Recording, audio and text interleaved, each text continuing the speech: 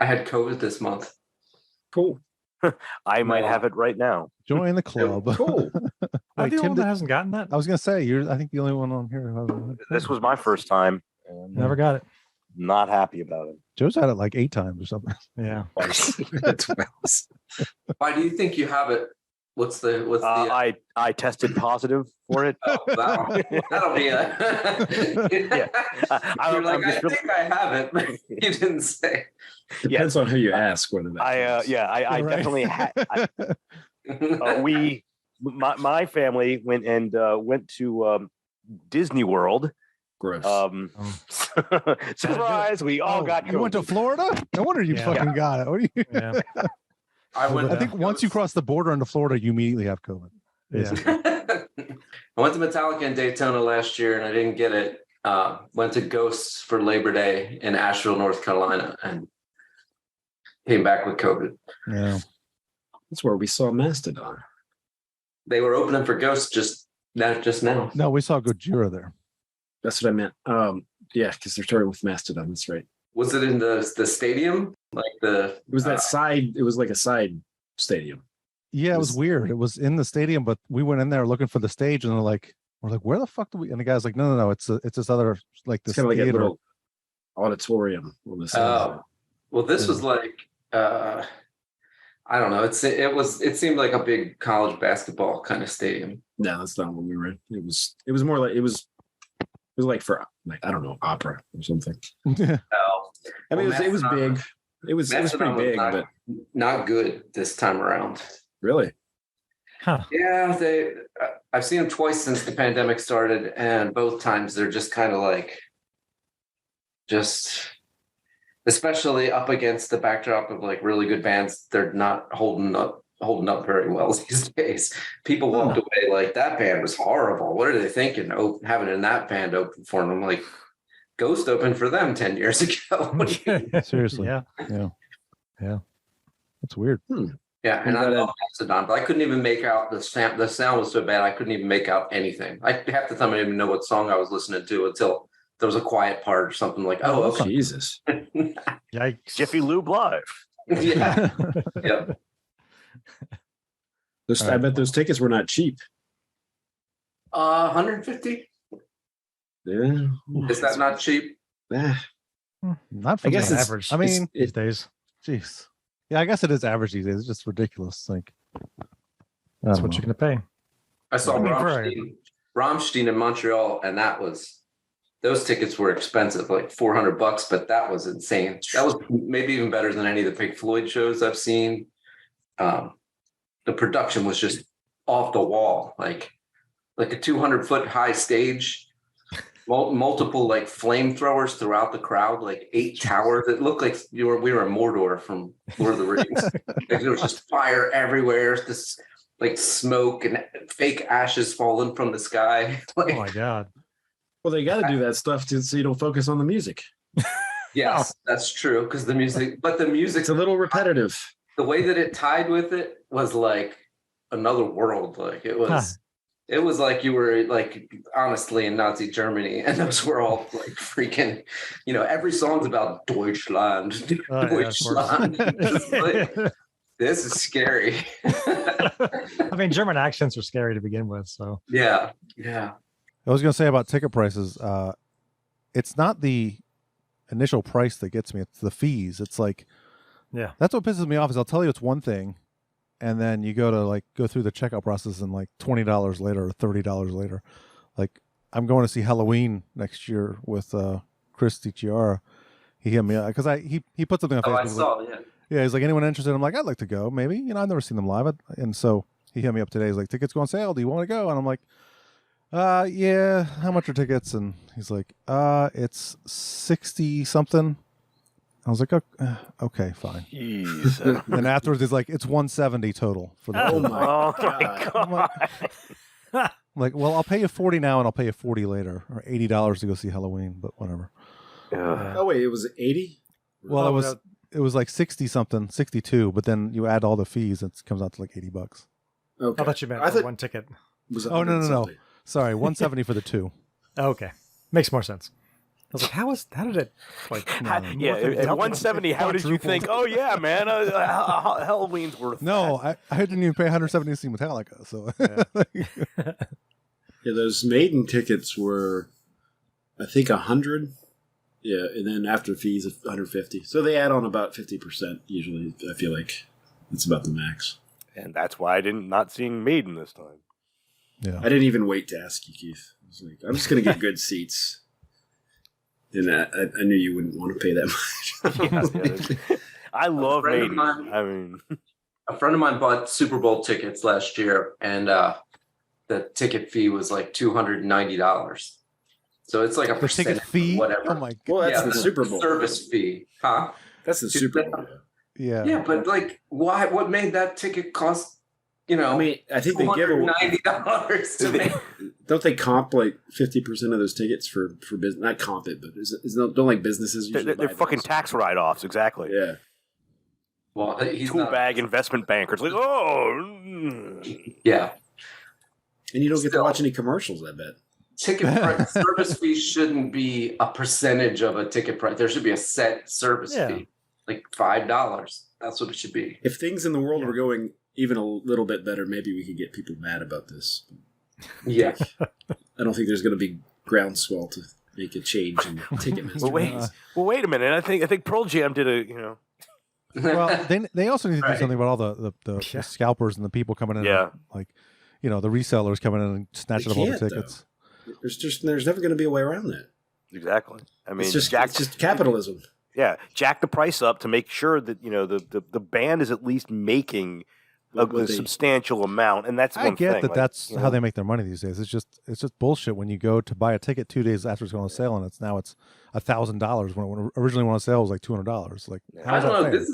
This is an American problem. You don't really see this problem in the rest of the world. So I don't know that it's just something you could just say is capitalism or just this or just that. It's like, even the prices of the concessions at the stadiums here is like 50 times what you'd pay Yeah. in another country. It's crazy. Well, I think we're gonna get deep here. Right? We're getting into like class systems and stuff. Like, if the income inequality keeps growing, there's always going to be people that are going to have the money to go to these shows and pay the ridiculous amounts of money for it, and then us regular fake middle class are gonna just have to suffer. Once we take over the means of production, that's when the proletariat. And I'm sorry for Tiff, but we got to get rid of real estate. Like, that's bullshit. Oh no, the freaking racket, man! Well, Owning land. I probably wouldn't live where I live if we got rid of real estate. It's half of how we make our money in this house. So, all right. So kill Whitey. What happened to your camera, Justin? That was on purpose. I had to go open my door. Okay, gotcha. My cat's crying to come in. And he's not wearing pants or underwear. Obviously. I'm wearing pajama pants, and I don't know that you want that on the video. Right, because you were sleeping. That's saved for his OnlyFans account. Yeah.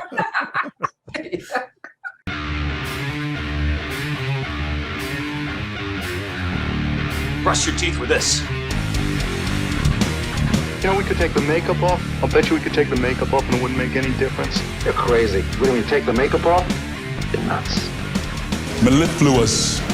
What about the Alice in Chains action figures? Yeah, I've been making some of me for the chicks.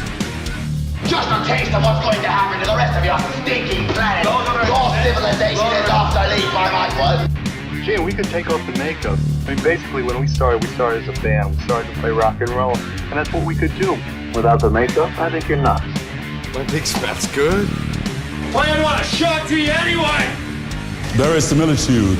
Ricky, quick, will you try to take my photos? Let me see your cigarette lighter. All right, Ramblers, let's get rambling.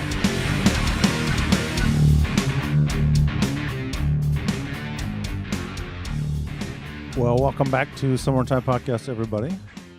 Somewhereintimepodcast.com is where you find us online. Get to all of our stuff there. All of our episodes are on there. links to all our social media, our YouTube, our Facebook, Instagram, Twitter, all that good stuff is on there. So we're back. Justin's OnlyFans and link to Justin. We're back talking more albums from the year 1992. This episode, we're going to talk about Danzig III, How the Gods Kill.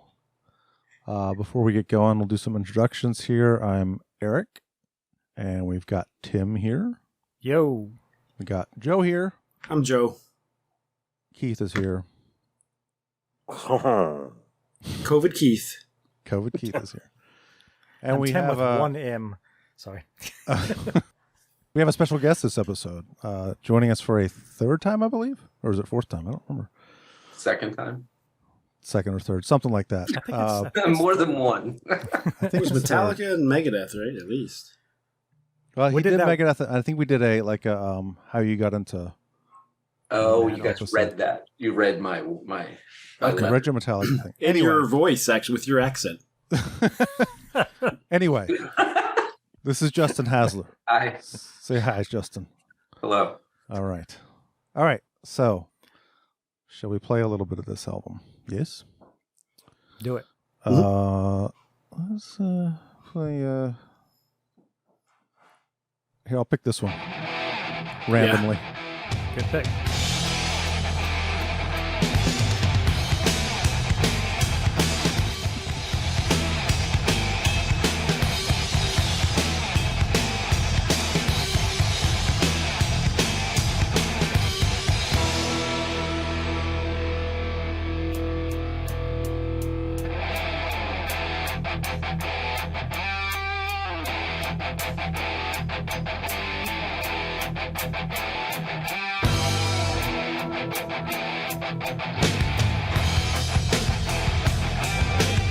I'm waiting for the vocal at least a little bit. Yeah. And we'll fade it out. Oh.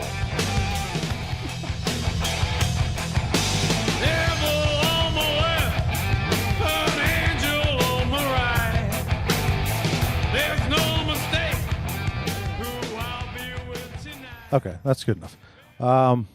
So Danzig, obviously, Glenn Danzig, lead vocal. Obviously. Ari Vaughn on bass, John Christ on guitar, and Chuck Biscuits on drums. The classic lineup. The really only good lineup if you think about it. Yeah. Definitely. Yeah. This album was produced by Glenn Danzig and Rick Rubin. Kind of. Which, you know. Rick Rubin putting his normal effort into production here. Yeah, probably. This is 92, so he was probably, tuned out by now. And the H.R. Geiger album cover. Mm-hmm. Yes. Yeah. That was a big deal. Yeah.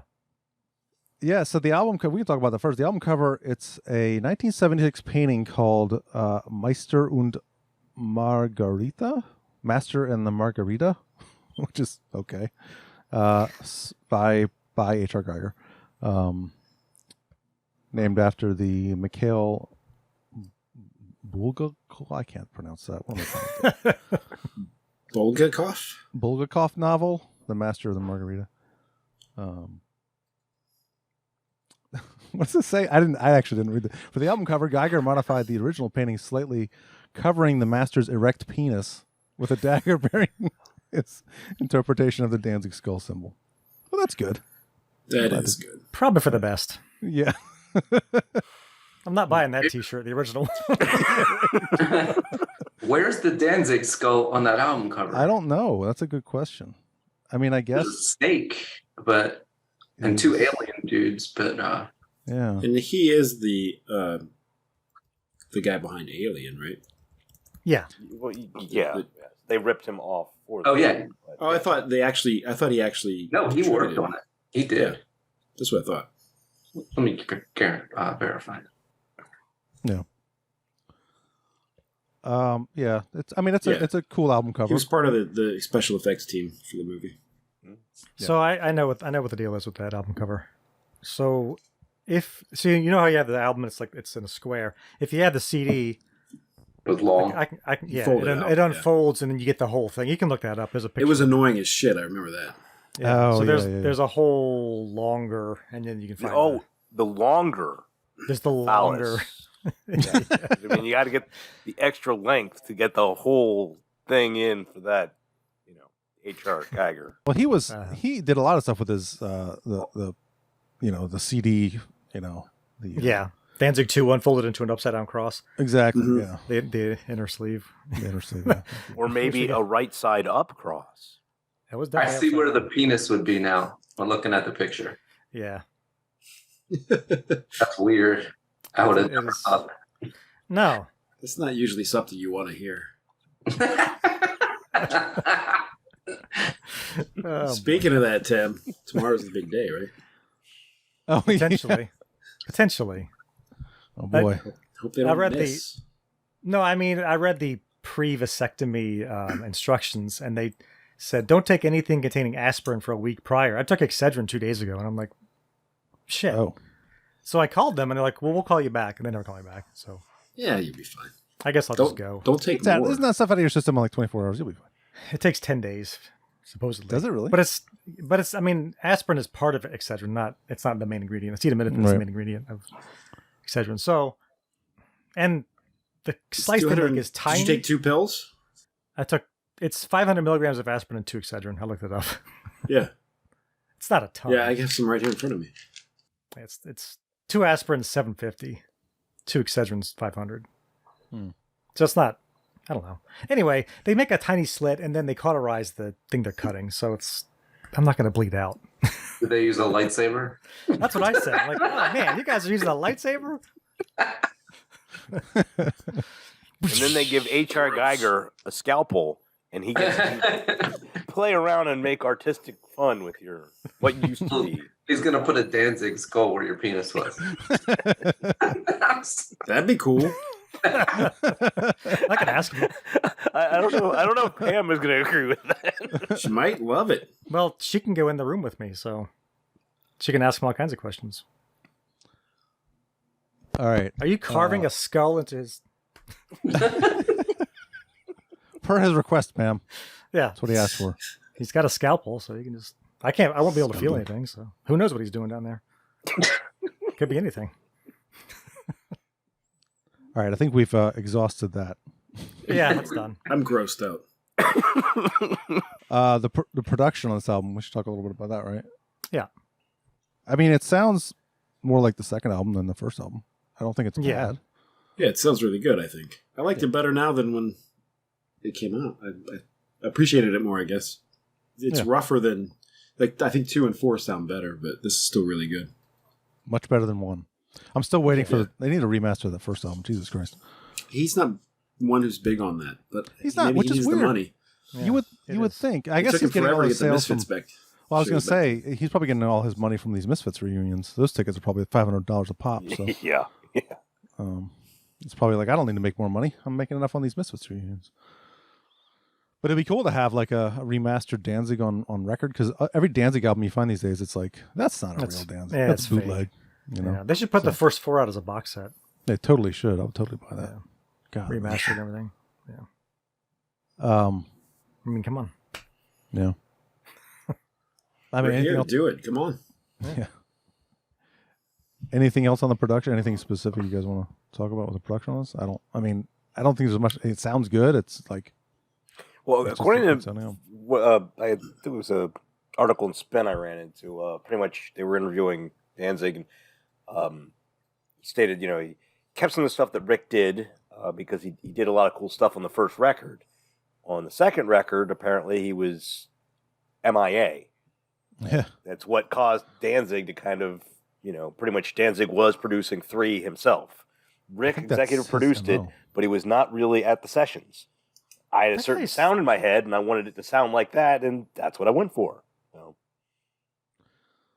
There's kind something of- else. He always does that. It's kind of his MO, right? It's like, that's Yeah. what he does. I mean, this, like, when you throw this thing in here, I mean, holy crap. As soon as I started listening, like, yep, this is a Danzig record. You know? Oh, yeah. It's like, Well, that's like, for sure. Like, I mean, this to me, like, just listen, just like, wow. I wonder if they could make this more Danzig. And I don't know that that's possible. This is like This could be the Danzigist of. yes. I Danzig mean, this is like wow, the plutonic form of Danzig, right here. Yeah, it could be. So, this is of the classic four. This is my least favorite. Yeah, Mine I too. think that's all of us, right? I would say. Yeah, yeah. I don't know about you, Justin. Yep, I agree. Not to say it's bad. I just I don't No, think it's it's bad the at all. weakest. no. There's more songs that I'd skip if they came on than any other.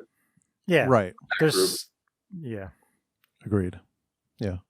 It never happened before, but there was never skippable songs until this one. You're like, Well, girl. well, girl, that's true. Yeah, There were a couple on the second one that I would skip, but the first one's like the classic to me. That's the definitive. Danzig. The Hunter on the first one was always a Yeah. for me. But that's a cover song anyway. So. yeah. No, it's Is it- not. Well, the lyrics are a cover. I think the music is original, but the lyrics are from some old blues song. So Yeah. I have the Sam Hain box set with like all the very first versions of everything, but I don't think that's in it. So Probably not. makes sense. yeah, we talked. I think we talked about that album, and we talked about the fact that Hunter is a kind of a cover, but It goes way back. Sistineth could be a cover on this album because it's such Yeah. a Roy Orbison ripoff. Yeah. oh well, yeah. Well, that's what That they was were my- going for. With that, That was my one. note on that song. It's just this is Danzig's Roy Orbison love song, basically. Yeah. We saw them how many twice on this tour? This is the tour where we met them, right? Yeah, because Wait, I have this. I found out that my CD's I autographed. thought I I only saw I'd forgotten. once on this. I thought you met every band that you went and never saw because you just stalked them every single time. It was easier back We then. tried. Yeah, it was way easier back then. It was super easy. Well, we saw them. I know we saw them right before Danzig 4 came out because they played Stalker Song for the first time live. I don't think you were at that show, Joe. Actually. I was there. Oh, you were? Okay. Yeah. That was Michael. That was the when they opened for Metallica on the live shit hits the sheds. Oh, so tour. I guess I did see him twice. Yeah. That we didn't see that show. The Danzig opening from Metallica. No. By the time That shit was hit, summer '94, so right before We- Danzig 4 came out. Yeah. Yeah. 'Cause we saw the Metallica show, but it wasn't Danzig opening at the show we went to. Anyway. Oh, you guys had the Candlebox Alice in Mm-hmm. Chains replacement at Yes. yours. yep, Yes. Candlebox, Suicidal, and Metallica, right? Yeah. Yeah, Yeah. That's mine was Suicidal Danzig Metallica. Much better. Yeah. Not, And I he like came out saying- Candlebox, but I would have much rather seen Danzig at the time. Yeah. Of course. He came Now out. And I'd probably sang, rather see Candlebox, but he came out and sang some songs with them every night too. Oh, cool. So it was That's pretty awesome. neat. which is Yeah. funny because he talks so much shit. I mean, that's Glenn Danzig. He talks shit about everybody, but he talks so much shit about Metallica and how they ruined Die Die My I Darling. knew you were going to and- say "Die My Darling." Yeah. yeah. Well, he's on the record of saying that more than once. So I mean, you mentioned the name Metallica, you get press. So That's true. yeah. Just whisper it, and it's like, everything happens. You know, I've never seen Glenn Danzig and Dave Mustaine in the same room. This is Clark Kent Superman thing. 2 men into one leaves. They look very different. I don't know how. Yeah, they pull no, it it's off. like one of them's 4'7", and the Yeah. But you'd think they might get along pretty well. Just like I doubt that. I don't think so. I really doubt that. if someone told them Metallica sucked, they'd be like, "Oh yeah, we get." Yeah, they could bond over that. Yeah, that's for sure. Yeah. Let's talk shit about Lars for 4 hours. Oh man. I think the sequencing on this album is a little odd to me. What does sequencing mean? The order of the songs. Okay. I think Left Hand Black should have been the opener. I like Godless as an opener. I have no problem with that. But Yeah, because I don't think, know where she'd put it.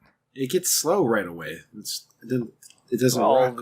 all Yeah, the way. that would I noticed that's damn slow. But there isn't a lot of speed on this. This is a pretty. I just feel like Left Hand Black would have been a better opener. But otherwise, I don't know. It's kind of typical Danzig. I thought Anything was kind of weird to be the second song. It's slow Definitely and- weird. Yeah. Yeah. Like What I feel about like if it were third? I like Bodies where it is. I thought How the Gods. I wasn't going to Kill would be move good. Bodies. I was just going to push them all down. Yeah. The Left Hand I Black thought first. How the Gods Kill would be a good second song actually. But that's probably my Metallica put the title track in the second. Well, wasn't How the Gods Kill the last song on the first side back before CDs? I think so. Yeah. I think it was. So Dirty Black Summer was the opener. Yeah, I'm pretty sure he's right about the tape. I never had the tape, so. But Dirty Black Summer had this really long intro. Stupid. I don't know why they did that. What is that? Well, it's just a thunderstorm or something, right? You know why they did it? It's Glenn Danzig. Yeah, exactly. The theatrics. I mean, it's. He's like, this is going to be stupid, and I'll tell everyone it's cool. That's something that's cool once. And then you're like, okay, I'm annoyed. Do it live or something. We'll do it live. That was cool in 1968 on Black Sabbath 1. Nobody should have ever done it again. No. Come on. Well, we already kind of started talking about some of the tracks. Should we just go into the tracks? Mm-hmm. Whoa, the tracks. It's your buddy Lon Friend, Justin. Did you hear that? That was Lon Friend? Oh, I thought that was Dave Mustaine. No, that's Lon Friend. Whoa, that was from the tracks. That's when he was doing the Black Album. Okay. It's your hotel mate. Rip magazine. Yeah, he was Rip. That was Friend at Large. That's what it's from. From Headbangers Ball back in '91. All right. Well, the first track is. He lives in Steven Tyler's house. What? Yeah, like he lives in the wood. He really doesn't have a career anymore. Woods behind his house. So he lives in like this cabin in the woods that Steven Tyler owns, and he just gave it to Lon. Said, "Here you go." A Steven Tyler owned cabin in the woods. How is that not a reality show? Yeah. Seriously. I don't think he's all alone. I don't think there's anything to see. Just Lon sitting there. I'm pretty sure he didn't ever get married because he has a daughter. What is he like? Oh, he has daughters?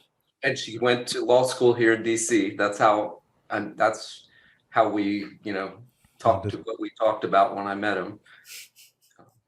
And he nicknamed me DC, and then said he's coming out here to DC a lot to see his daughter. At that point, he lived in Long Beach, California. Man, what is he like? 3'9"? No, we're talking about Lon Friend. Yeah, he's about my height, like 5. Oh, really? I thought he was 5'8", 5'9". I'm short.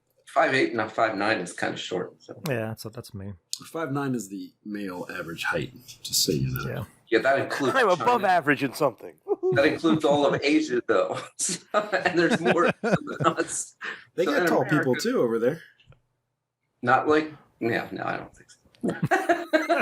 I'm the tallest person in Japan when I go. Let's get into some of these tracks. Play a little bit of this. Oh well, off the bat, the riff here in a minute.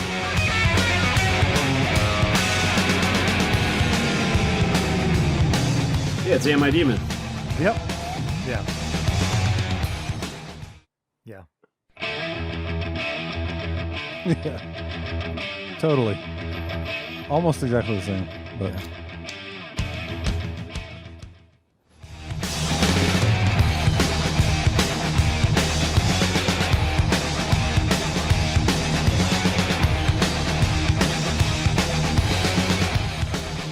Let's get into it a little bit here. We got to get into this part. Oh, yeah. What is it? Why?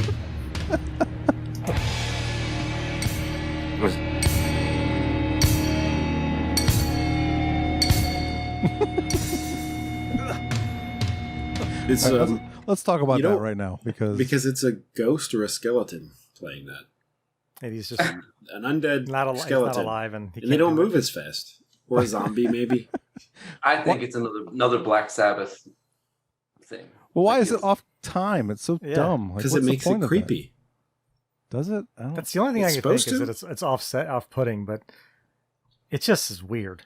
Because it's not far enough off where dissonance. Yeah, I guess. Sometimes it's way the fuck off. Sometimes it's like what are you hearing that's off time? What part is it? The little the clank. The clank and the hi-hat bass. We think it's a clave, maybe. See it? That's off. Oh, I see. Maybe if they got it too close, it didn't sound so cool. Maybe. I mean, kind of intentionally done just to make. I think he's just trying to make it sound creepy. Yeah, but I mean, it's kind of like a flange. I mean, but it doesn't happen every time. No, It's off at different intervals. Right.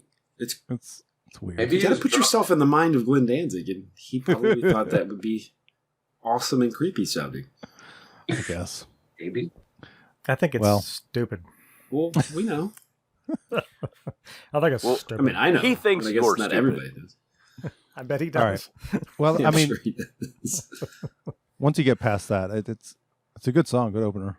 Lyrics are fucking awesome in this song.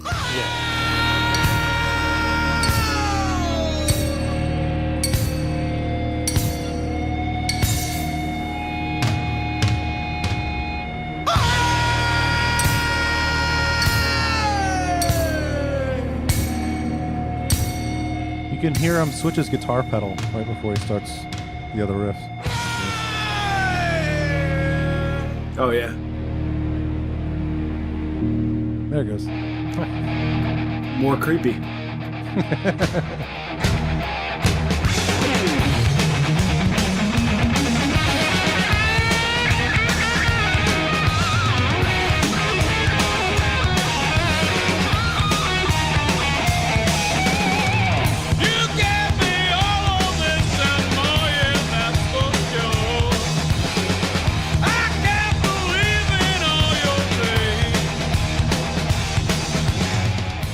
Listen to the whole song.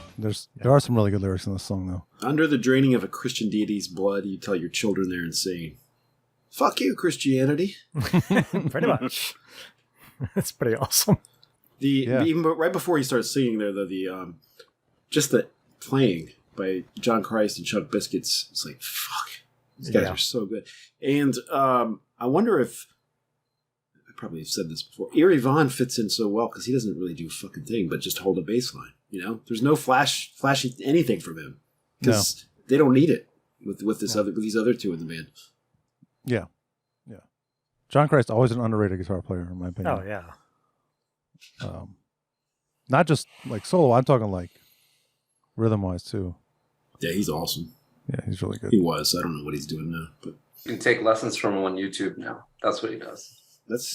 He sells guitar. good. Yeah, that's cool. At least he's making money somehow. He's not making it off copyright from this show. Like we hope.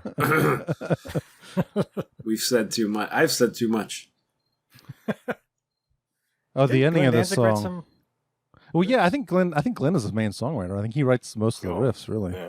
That's why that sounded just like He knows. Yeah, he doesn't know a lot of riffs as well. Yeah. Well, yeah, when we get to How the Gods Kill, it's the the classic Danzig riff. It's a twist of Cain / Saints of Christ.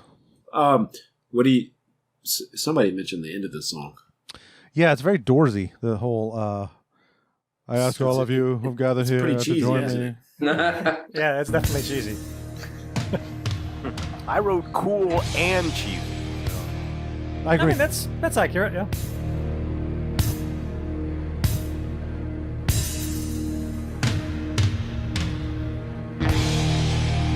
I ask all who have gathered here to join me in this feast. There's bass. Yeah.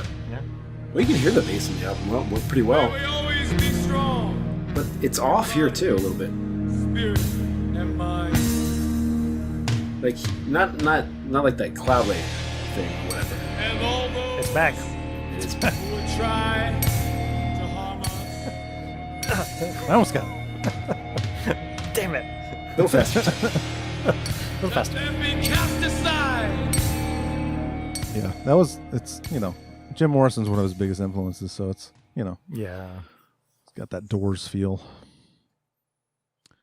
Anything I mentioned before, anything's kind of an odd choice for number 2, but It's weird. it's a good song. It's just It's a good song. It's just it feels like it should be much later in the album. Yeah. To me. Yeah, it's ballady. It's Yes. a weird. It's like you're hitting the brakes real hard, real fast. Well, I mean, Well, it picks up though. True, like over halfway through it, But I mean, vast majority of this album seems to have like some ungodly slow part of the song. the Danzig 4, Little Whip is the second track, and it starts pretty slow too. It starts to That's true. come in pretty hard at the end. It didn't. I don't know. It doesn't bother me as the second song. Do we need to play any of this one? I don't think we don't need to play anything. I think there's other songs we need to talk about. Well, I think part of this song reminded me of another song too. I can't remember what part. We don't have to talk about it. We don't have to go track by track. Bodies, I definitely have something to say about. Oh yeah, well, Bodies probably is all like, do. Yeah. There's a couple Here's songs it sounds like. Here's another big influence for Danzig is Led Zeppelin coming out. Not only that, but Pink Floyd. Oh, you think it's? I think it's a different song. It's both. It's money. But I mean, and it's also the Led Zeppelin song. How many more times? It's definitely money. It's Led Zeppelin. There's no time change. It's Led Zeppelin. There's more times. The vocal melody is Pink Floyd. The music is Led Zeppelin. All right, let's play it. Let's hear them all. Let's compare. Let's do it side by side by side. Yeah. Compare and contrast.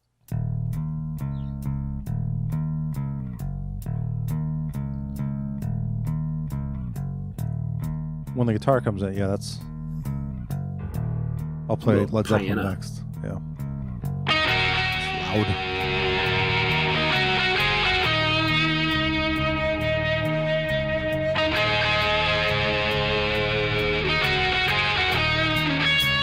All right, I'll play.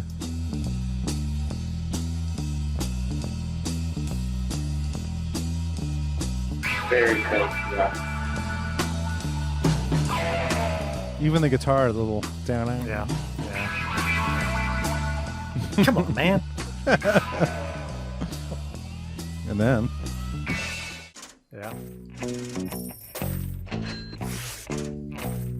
This verse is way more complicated. Yeah, this has got a time change. Or it's like 5/4 or something weird.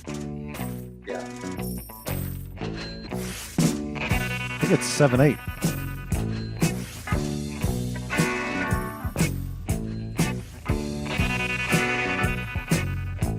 Seven, 1, 2, 3, 4, 5, 6, 7, 1. That's the vocal but- thing I was talking about. Right. It starts with Bodies, and it sounds just like Yeah. you say money. I mean, yeah. Body. Yeah, I was like, why do I have money in my head?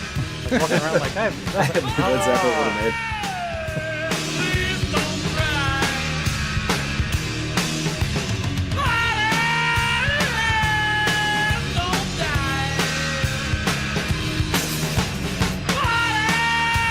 Money.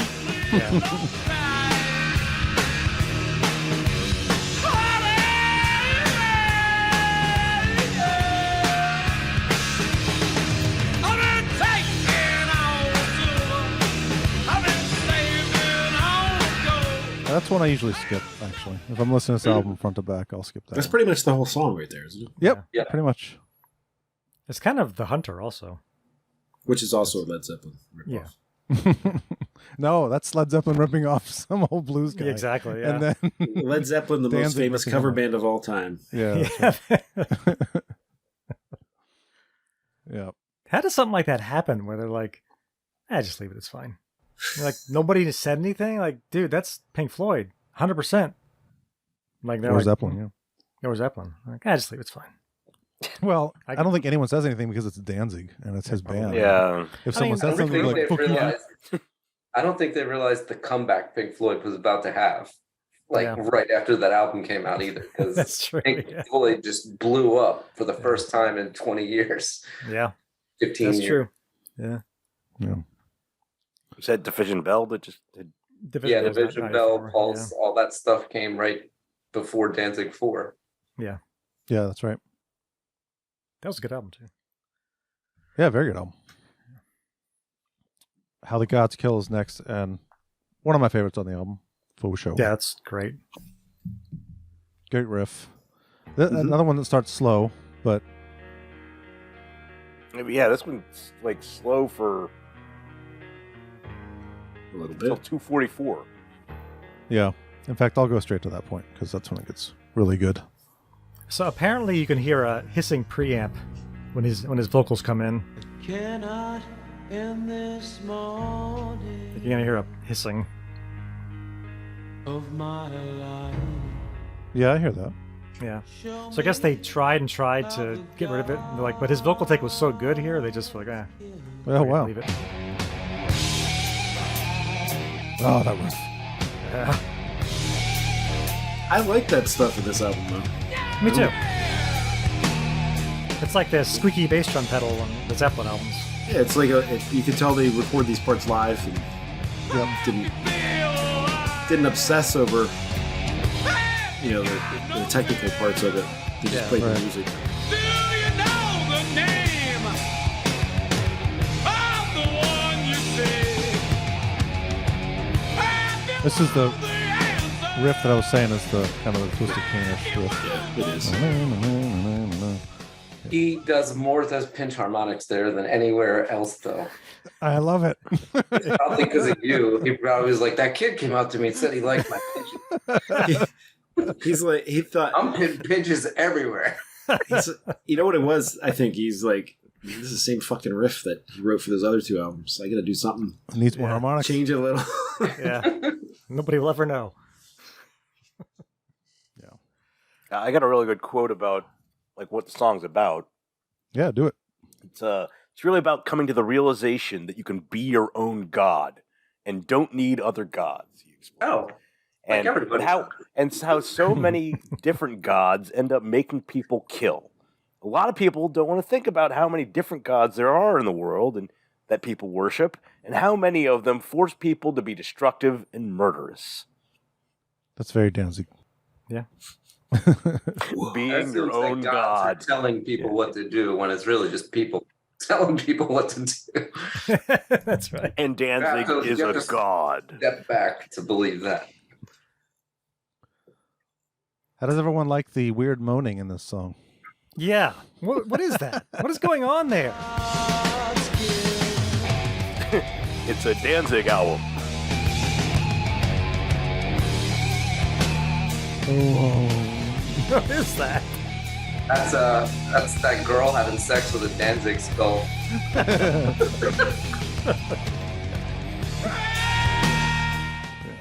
Play that again.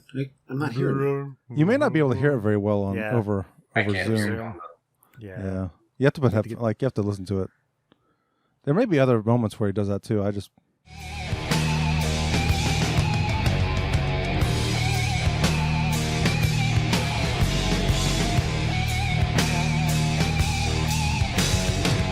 You can kind of hear something.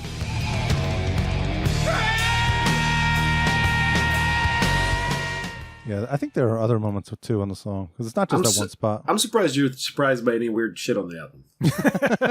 I'm not surprised by it. I just Like, what what is is that? it? Why Yeah. is it like It's like a guy talking in his sleep. Demon has no soul. Yeah. I really loved that song when it came out, and I just don't give a crap now. I'm like, oh god, this goes on forever and repeats the same things over. This song? This one? That song. Was there a video for that? yes? Okay. This one and the next one had videos, right? Those are the only two. Yeah. No, there was another one, wasn't there? Yeah, Bodies. there was. Bodies had a did? video. Really? Yeah. Yeah. Yep. Poor choices there. Shouldn't have, yeah. Yeah, that was them in like a warehouse just jamming to the song. Yeah. I actually liked that. I mean, it was like it starts off with a bunch of like scantily clad women, like giving him the drinks. Yeah. What? Yeah. What? Huh? And then they start playing, and it's like, okay, this is okay. You know. Yeah. Like I'm half expecting, oh crap, when is Motley Crue going to walk through here? And then, thankfully, they kind of. It's the Wild Thing video all over again. Oh no. Oh God. All right. Dirty Black Summer. That's the one that has the weird minute and a half Yeah. opening or whatever. It's not even a good thunderstorm noise. sound. It's like the best they could do or something. Did you guys play this on your tape player and go, Stick a broken? What's boombox going out the on? window and get a distant thunderstorm. Like, I it's mean, good. you know, he's trying to emulate what it's like in New Jersey in the summer. You know, hey. I guess. Not black, is it? dirty. They have It's definitely thunderstorms, dirty. I'm sure. It smells pretty bad too.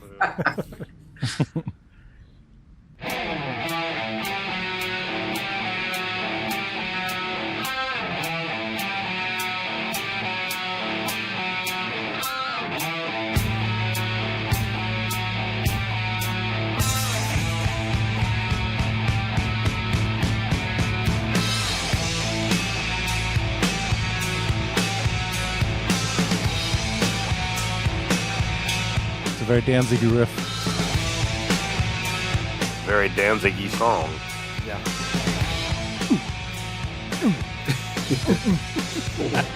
Summer in the winter time. Well, keep you on like a hero. Is this like the kind of the Her Black Wings follow up a little bit? Yes, it is. Yeah. I like how the first half of that riff changes. He changes the rhythm a little bit, and then the drums kind of the kick drum kicks up or picks up in the second half of the riff too. It kind of offsets each other. Mm-hmm. Dirty black summer. Yeah, my dirty black summer. There's a lot of those. Yeah. Yeah, give me black summer. Yeah, my dirty black summer. He keeps getting scared, I think. Where was I That said? song is overplayed. Yeah. Oh, that song was played like 2 or 3 times every Headbangers Ball. Yeah, 2 or 3 times. No. Not quite. Every hour on the hour. The video was pretty stupid, I remember. Yeah, I mean, but it was Tim every dancing. it was him flexing. Yeah. It was basically it was black and white. Him Oh, that's out in right. the Yeah, woods yeah, in like a that's cabin, chasing wolves. So boring. Yeah. Chasing. Well, wolves. Pictures of wolves like stuck in between the shots. Yeah. This is a very Chris Isaac sounding song.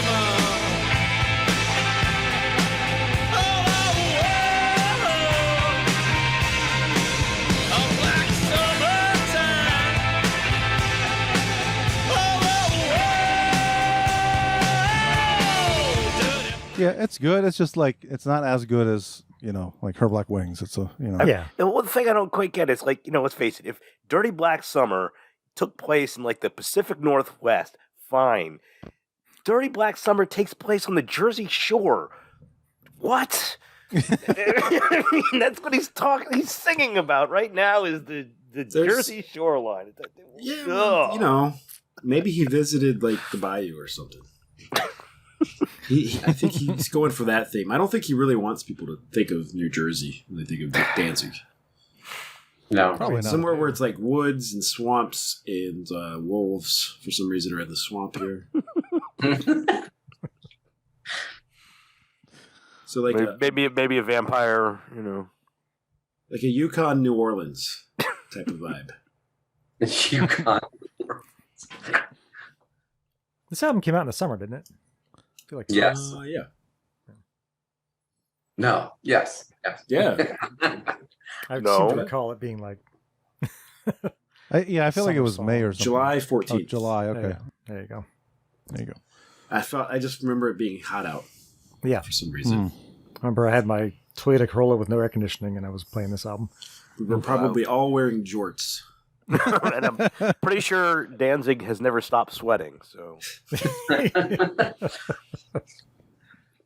Does look like a sweaty fellow. he's from New Jersey, guys. I mean, Sweaty come on. fellow. I think he So might be were from there- New Jersey. When the album came out, was it a big deal down here in Virginia-ish area? I don't know if we're a good Barometer. bunch of people to ask. We didn't have many friends. Yeah. Yeah, it was a big deal to us. Like we bought it. Well, not to me. I still have Well- never really liked him. So. Okay. Well, to us. So I remember going to South Street in Philly to the Tower Records there the day it came out, and that album cover was everywhere, up and down the streets, like posters on walls. Oh wow, no, I mean, it was a big deal that day. No. Mm-mm. Not in I can suburban Northern Virginia. No, I can see how he'd be like Philly and maybe some East Coast like cities closer to New York would be a big deal, but like It's close to New Jersey. Wildwood and Ocean City, I'm sure. Oceans. Well, John Christ is from Maryland, so I don't know, but you know, I meant Ocean City, New Jersey. Okay. Well, okay, sorry. Oh, the fake one. Yeah, I'm pretty sure he is. And bought it. Yeah. Right? Kemp Mill or whatever it was, our local Waxy Maxi, records, whatever it was. Yeah. I think wasn't Kim Mill the mall and Waxy Maxi was the one over on Worldgate, or was it the other way around? I think it's the other way around. Yeah, I think it's Was the other it? way around. Okay. Yeah. So Okay. I think we got this at Worldgate. Okay. Well, we come to the next song on the album, which is the best song on the album, in my opinion. One of the best Yes. Danzig songs. for Ever. sure. Yeah. Yeah. Heavier, fat. I mean, this is the fastest tune by a lot. Should have been the Song is first awesome. song. You said?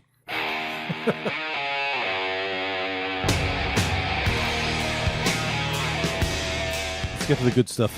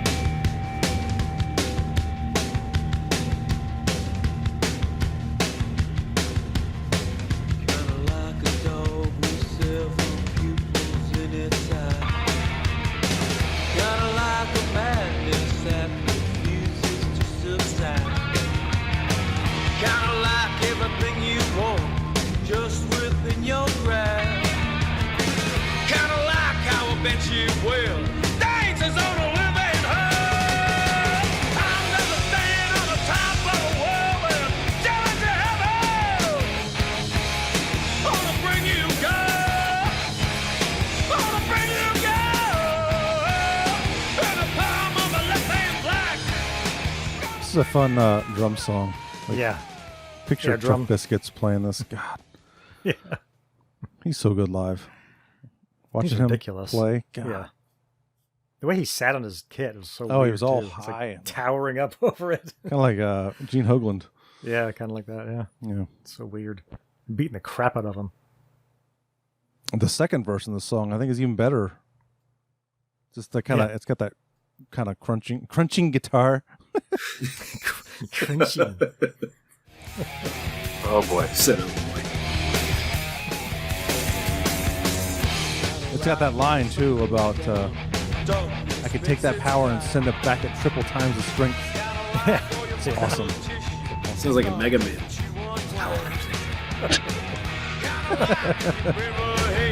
Feed into the left-hand blind. How I know I can take that power, send it back a triple times and strand it. I'm gonna stand at the top of the world and shout it to heaven.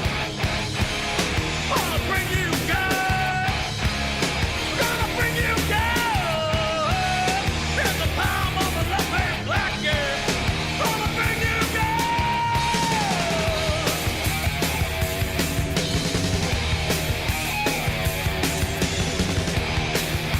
Great song. It goes from the best song on the album to the worst song on the album. It sure does. Man, it takes a dramatic fall. I don't What know. if For the- me, what this if is the- this is what if- exactly what I expect in a Danzig album. Well, take out the cheesy vocal line. Is it okay? No. Or is that This is just too boring. much? It's boring. Skip. Didn't bother me. But I mean, it's not a horrible song. It's just like, that beginning is Okay. rough. oh, it's rough. It's like a army call or something.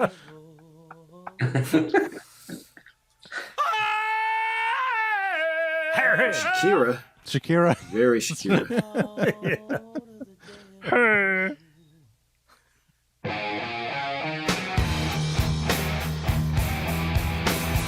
There's the entire song right there. That Yep, riff that's the song. times 125.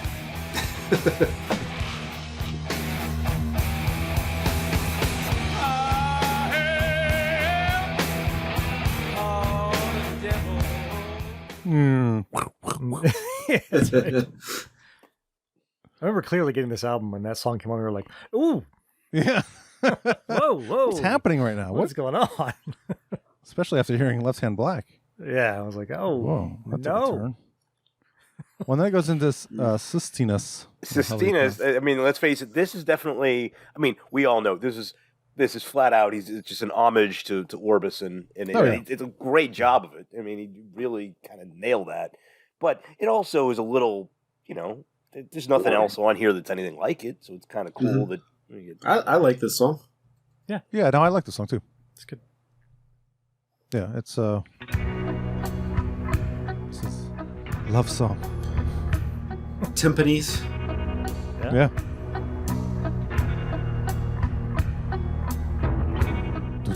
Take my hand.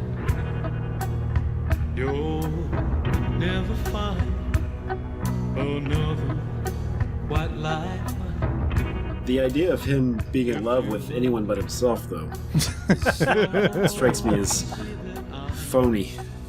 Maybe he's singing to himself. In the mirror. Yeah. Anything in Sistinus they're odes to myself. Oh, and it's so black and cold. We'll get to it a little further in the song. I mean, it picks up and it's really cool there. Yeah.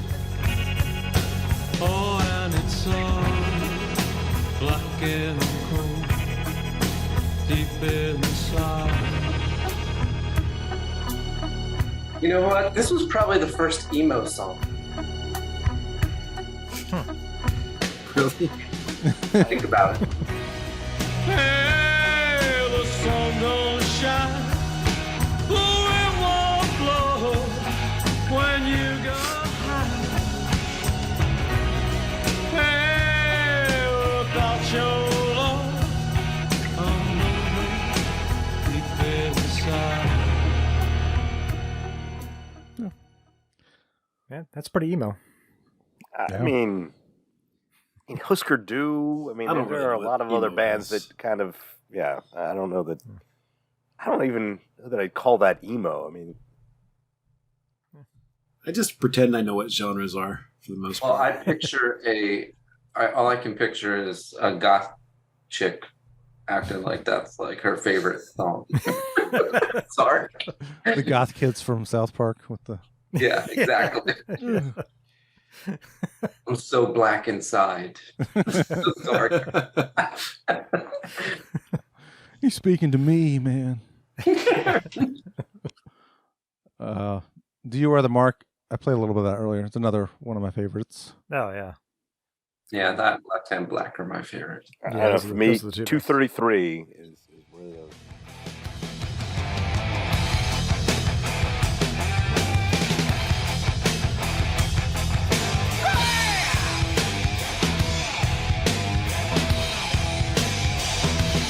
Now, there's actually a part on this. I don't know if you guys will be able to tell, but it switches between the left and right channel of the guitar when he starts singing right here.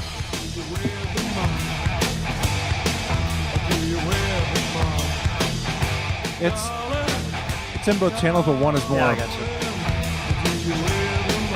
That's a Rick Rubin thing. Are you hearing it now? I can. Yeah. I can hear it through Zoom even. Yeah.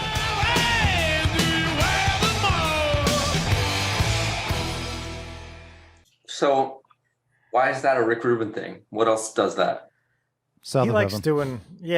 doing things in different channels. A lot of his albums have things where there's like, oh, drums are over here. Can you give me another example? Any solo in South of Heaven, the solo is only on the right channel. Definitely. If you, in fact, I had a pair of headphones in high school, and the right thing, my right speaker was just blown. So you all didn't hear the I never solos? heard any of the solos. You heard the reverb on the other side. Yeah. It's not necessarily a bad thing, though. I know. Especially the album. Remember when we talked about Sabbath's second album, how much that, like, half the album was on one side and That's right. half was on the other. That was or a half big the thing back instruments, I then. should say, not the album. It didn't. That would be fucked up. You like channel and it progresses across. You're like, I have Got the There's track a mono 6. Now it's album. all in one ear. COVID's really trippy. fucking me up.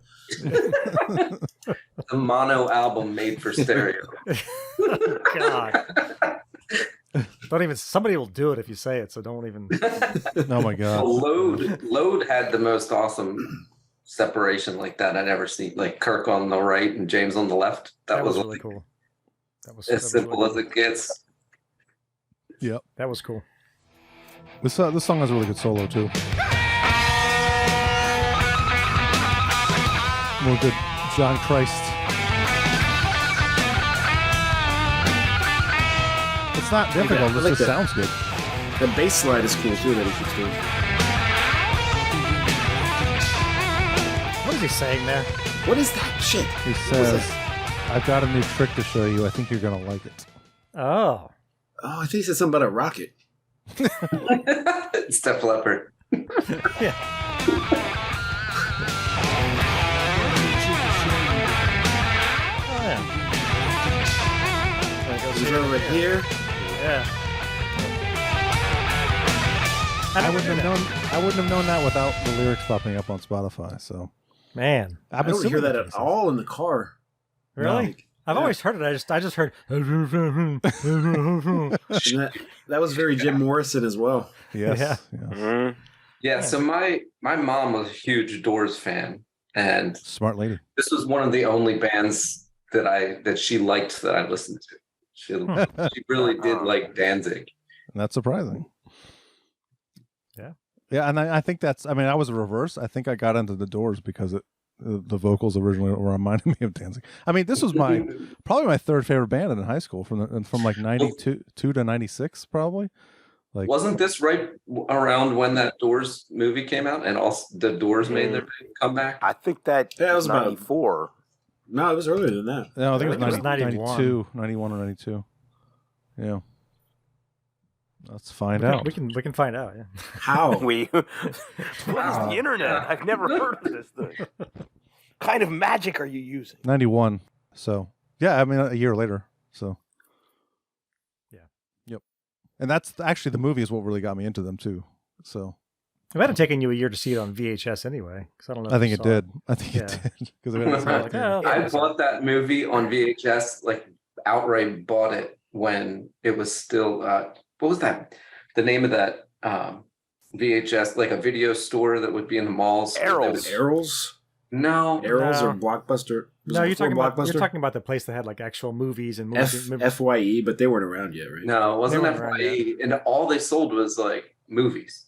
But they would sell them like you could access them when the rental places started renting them. And I remember paying $115 for that Doors movie in 1991 or wherever it came out. But it was like I had to have that movie. Oh man, that's like $1,000 today. I know. Fucking VHS quality. I paid $120 for the Star Wars Blu-rays. I thought that was a lot. At least it's Blu-ray. Yeah. Jeez. That's for me. It's kind of crazy because I remember I got huge into the Doors when I left for college, and that was 1994, and it was because of that movie, which I guess I hadn't even bothered getting around to seeing for 3 freaking years. Yeah, I mean, like I said, I think I rented it from Blockbuster or something when it came out. So I think you did. Yeah, because we all watched it. And I heard 5 to 1, and I was like, "What is that? That's amazing." So, all right, "When the Dying Calls" is the last song. It's a good closer. Yeah, It's a little groovy. Yeah.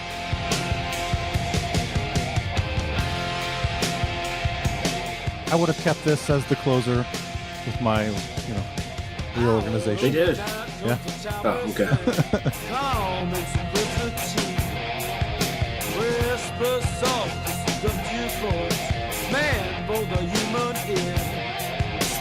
Down, down, down, I'm gonna take you down. That's when the dying calls. Yeah, it's a good song. That movie store, I think, was called Suncoast. Oh yeah. That's it. Sounds familiar. It was owned by Sam Goody, or it was called the Sam Goody of movies or something like that. Oh, okay. They had like memorabilia too, didn't they? They had like toys Yeah. and stuff. Yeah. Like it was all about movies in there. Yeah, and posters and stuff. Yeah, I remember that place.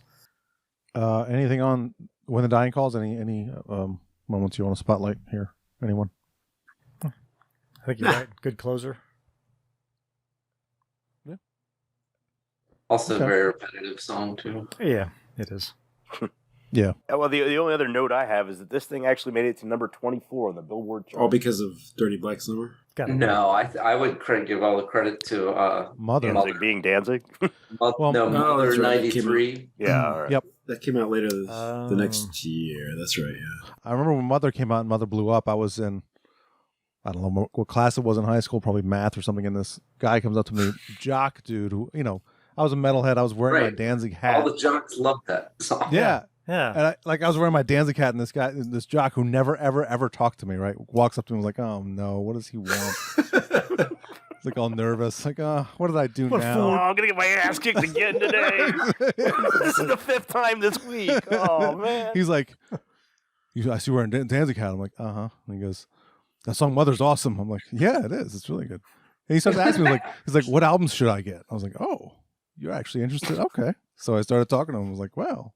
In 1988, I used to have all these jock friends that lived near me. None of them listened to metal, and I was like the youngest. These kids were like 18. I was 14, 13 at the time. And I brought over a cassette of South of Heaven and put that thing in, and they immediately all became metalheads. All the jocks were like, this is the most awesome thing I've ever heard. It is awesome. I mean, it's a good album. That is, that's a good story. It just touches all the right nerves. Exactly. It's like, yes, that is a great thing to convert people to the beauty of heavy metal. Yeah. So could they have put When Death Had No Name on this album? They should have. Oh, we didn't talk about that. Yeah. They should have. Where was what's When Death Had No Name? It was a B-side. Well, yeah, it was a B-side of the Dirty Black Summer single, but they've had it in their repertoire since like '88. Oh. It was just kind of kicking around, and they never put it out on anything. Did we hear it live first or on that B-side? We had a copy of it from this Live Nation concert broadcast that I had recorded. Okay, so it was live. Yeah, like a bootleg kind of thing. It was a professional like a radio. It was a radio broadcast. Yeah, and there he says here's a song that didn't make the record. This is for the first album tour. And he's like, this is one on the album. And I was like, why wasn't this on the album? This is the fucking best song you have. Yeah. This song is awesome. That song is one of the best songs ever, for sure. And it's always been like sort of this weird side note. And you should play it like at least. It came out with on one of the singles for this album, right? Didn't it? Yeah, Dirty Black Summer. Yeah, the single. The B side for that was this, and then it's also on that Lost Tracks thing. Oh right, okay. I think there's like a couple versions of them on Lost Tracks.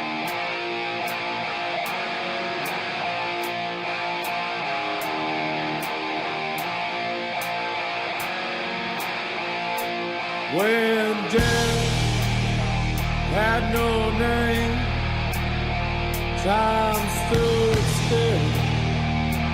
Life had no ending.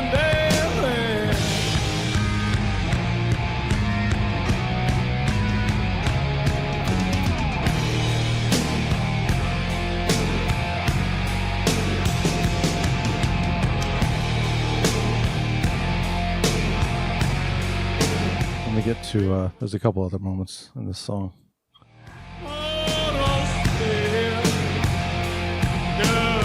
Gets faster too. Oh yeah.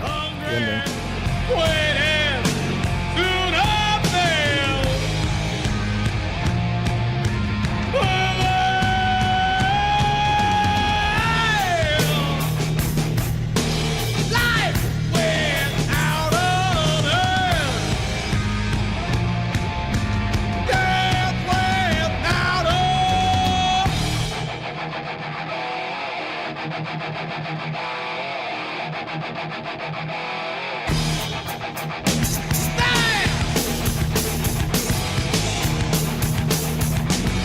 This is awesome. Yeah.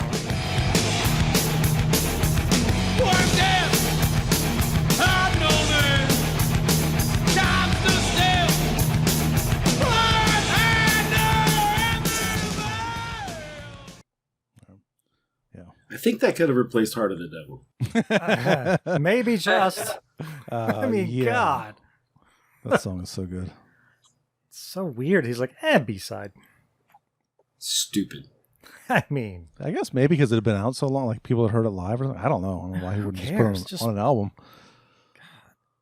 Yeah. Oh, man. odd. All right. Well, should we grade this motherfucker? So, what do you think would have happened if they would have made another album like that? What, like a 5th album? No, like this? If Danzig 4 didn't go like this proto-industrial route that it went. 4 or 5? 4. No, 5 went pure industrial. I don't think 4 did. I don't think it was that big. It wasn't that big of a departure. It wasn't very guitar heavy. It was like a lot of I don't know how to describe, but I don't feel like it sounds like a natural album. It was the first one where I started not liking what direction they went in. Even though I love, I don't feel that way, but it's still got Chuck Biscuits on drums. It's not. Yeah, it still had John Christ on guitar, but you look at songs like "Can't Speak" and whatnot with all the effects, and like the whole album has just tons of like. "Can't Speak" is the reverse guitar of. Let it recaptured. Yep. Yeah. Really? Yep. Yeah. See, you can't recreate that live. That's what I mean by like not being like just a band. It was like this stuff can't really be reproduced without like playing tapes and junk like. Well, I think there was enough on that album that they could. I mean, we saw. I can't answer your question. You accept your premise. I mean, I wish they had put a 5th album out with the same lineup. That would have been a lot better. I think we're lucky we got 4 albums with that lineup. Yeah. 'Cause I don't think he's easy to work with. Yeah. Yeah, once those guys were gone, that was it. I mean, it was like there's been a couple things here and there that are okay, but like nothing touches the first 4. No. Even if 4 is different, it's still I think still in the same vein. It's still comparing to that to that's like my favorite. I like 4, but I think that there's an obvious change in sound that didn't happen yet. These first 3 are very like just the same thing, getting more and more refined, and then I recall it being very clean. I haven't listened to it for a while, but I remember it sounded pretty clean. And I used to listen to it while I would play Doom, and it was so like and those songs fit Doom like so perfect. Like I would do drugs and play Doom and listen to that. I'm not kidding. I would do that often, and it almost just seems like video game music to me. Well, that could just be because you're correlating it with what you were doing. Well, could be, but it was. I'll have to go back and listen. I haven't listened to it for so long. I haven't played it front to back in years. So, I mean, we will in 2 years. So that's. I have listened to it fairly recently. I didn't know anything. I don't know. It's my favorite Danzig album. So is it? So you're offended when I say that? I was not offended. I wasn't offended. I just was like, "What the fuck are you talking about?" Sorry. It caught me off guard. Yeah, don't be sorry. I never listened to it in that mindset. Well, maybe now you will. All right, let's grade this thing. Can't help it. No, it's fucking ruined. Hate it. Ruined. Ruined. Make it ruined. So I don't think I could give any of the first 4 Danzig albums a grade lower than a B. So I'll go B+ on this one. It's on A. I'm gonna copy you again. Yeah. The 5th week in a row. Yeah, B+. I need to go first next time. Grade something. Yeah, there you go. I'd say B just because there's songs that are very clearly skippable. I'm going B-, just to I mean, this was a very stereotypical Danzig album. Like listening to every single track, just like, yep, Danzig's definitely involved in this one. And I mean, some of the stuff is really cool. I really appreciate there's a little diversity in what he's doing. But I've never been a fan of his. I've never loved the faux Elvis. You're not a fan of him, or is just his vocals, or? I'm not a fan of him. I'm not a fan of his vocals. I'm not a fan of just him standing there in a freaking just without a shirt on, flexing for an hour and a half. I mean, yeah, it's like when I first finally got into metal and it was like, okay, Glenn Danzig, all right, I'll do. No, finished. I'm done. Check. I'm out of here. Thank you very much, but I'll be over here with Testament and Nuclear Assault. I think we heard it before we saw it, because I had a copy of the first album before the video all blew up. Yeah, and we know nothing about Misfits or Sam Hain or anything like that. So yeah, it was Danzig was first, and then went backwards. But we may have heard Misfits because of Metallica, and like. Well, we heard at this point, I didn't even know what punk rock was. So All right, Justin, I don't think you've graded it yet, have you? Joe didn't grade it either, did he? B+. Oh, I copied Eric. I'm a little harsher on things. I would say it's like a C. Just if there's that many songs, I'll skip. I wouldn't recommend it to somebody to get them into Danzig. It doesn't have the kind of growth that shows like the band moved forward. In fact, it shows the opposite. And that's why I was saying if Danzig 4 was like this, I think they would have fallen off the map completely. If they just kept going in the same direction with these same riffs recycled one more time and more Elvis, I don't see. That's a good argument. That's a good argument. So I have to change mine. Maybe that's what happened. Now. I'm going to go to C+. You motherfuckers can't change your grades. Come on now. Of course I can. They're my fucking grades. Give me your paper back. Hey, Joe. Get the gold star back. All right. We have anything to talk about? Like anything you guys are up to lately? Cool things you're doing these days? Anything fun? I got COVID. You got COVID. Justin had COVID. I got COVID and recovered from it just during this podcast. So you said I had it, 18 times? I don't know. For me, I mean, it's kind of hilarious how, we've been doing, what are you up to lately now? And I keep on going back to the shit that you've actually recommended. I am now, after having watched the entirety of Under the Banner of Heaven, I'm reading the book. Oh. Holy shit, man. What's Under the Banner of Heaven? Oh, it's a book about a very famous murder that occurred in, 84? But it's a show, too? They kind of serialized it, on Hulu, and it takes the real life situation of this murder and fictionalizes it. I mean, it adds in a lot of people that weren't involved in it. It's pretty much about Mormonism, and oh my God, I mean that entire religion is one massive con job. It is. The arrogance. What, unlike the others? Well, good point. Good point. But I toured the Mormon temple here in Silver Spring in the spring this year. Yeah. It was open. I was telling people, I went in and I was like, oh wow, this is so pretty and nice. And by the time I left, I was like, Mormons are the most corporate. Like I was so angry that everything I saw in there reminded me of a hallway in an office building. Like this was a church and every hallway was like this white, all this money. You could see all this money poured into a conference room or poured into these things. And there's just so much money. They're the American Taliban, flat out. I mean, it is. I wouldn't doubt it.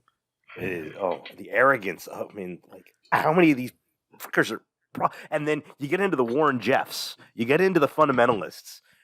Oh my! And that's really. I mean, as much as the main LDS is absurd and just, I can't comprehend how it's gotten as big as it is.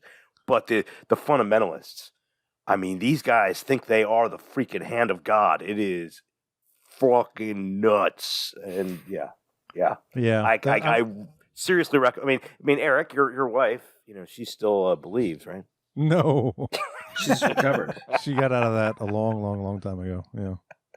Not since she was like 13. Like it's been a long time. Wow. No. Yeah. Once again, I recommend Under the Banner of Heaven. It's I'll crack watch hour. the show. The show's We'll good. watch the show, but More likely that I'll watch the show than read the Andrew book. Garfield is the main star in it, so Yeah. he does a Really? good job. Yeah. I don't have Hulu, so I guess I got to use the book. Yeah. But And your Joe, imagination. that's another Stream the thing. book. Joe, I did. Can you read it to me, Keith? Yes. But I also picked up, what was it? It's not Jericho. It's Isaiah. Ishmael. Ishmael, yeah. So that's soon. Once I finish this, I'll probably be starting that. So. Fuck yeah. Well, it's funny. Once again, cool stuff we're into. All the stuff we talk about. Well, guess what I just watched, Keith?